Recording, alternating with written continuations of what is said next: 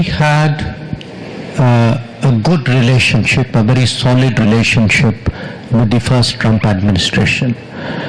Yes, there were some issues, mostly trade-related issues, but there were a whole lot of issues on which actually President Trump was very international, he was very forward-leaning, and I remind people that it was actually under Trump that the Quad was restarted. So if you look at the Indo-Pacific today, I mean certainly President Biden built on it, but if you look at the Indo-Pacific today, in fact it's an area where the United States made new commitments, as indeed did all of us. So I would say from our perspective, quite honestly, I mean, there's a certain personal relationship between Prime Minister Modi and President Trump.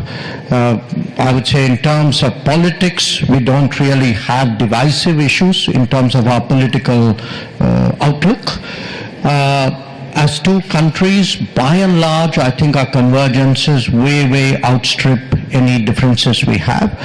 Where the BRICS remark was concerned, I think, I'm not exactly sure what was the trigger for it, but we've always said that, look, India has never been for de-dollarization.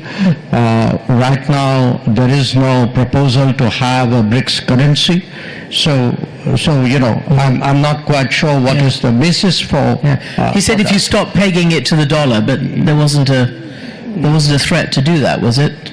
Well, the BRICS do discuss financial transactions, but certainly where India, the BRICS doesn't, each country doesn't have an identical position on this. But where India is concerned, certainly, look, the United States is our largest trade partner, and we have no interest in weakening the dollar at all. But I just want to make one remark on come back to the Middle East. The core issue undoubtedly is Palestine and Israel's relationship. How do they reach a modus vivendi? There's a larger issue side by side, which is the widening of this conflict, which is also a major concern. Today we have, I don't want to say we normalized it, but the fact is 2 years ago, the prospect of Israel and Iran actually firing at each other would have been appalling. It's something which we couldn't have even contemplated. And yet it's happened. If you look at what's happening in the Red Sea and the impact for shipping in Asia, it's huge. So I think, there are different challenges, layers of them. But just like the journalists who sat on these chairs before us told us, look, it's a tough world, very difficult, but we journalists have to do our job. I think similarly, diplomats of the world have to tell themselves, it's a messy world, it's terrible, there are conflicts, but therefore there's all the more reason for diplomats of the world to step forward. And that era, which we saw in the 60s and 70s, which is either the Security Council managed it, or a few countries, mostly the major powers did it. I think that era is behind us. I think all of us in different ways need to step forward. So, for example, what Qatar is doing, there are so many conflicts. We are trying to do something in Ukraine.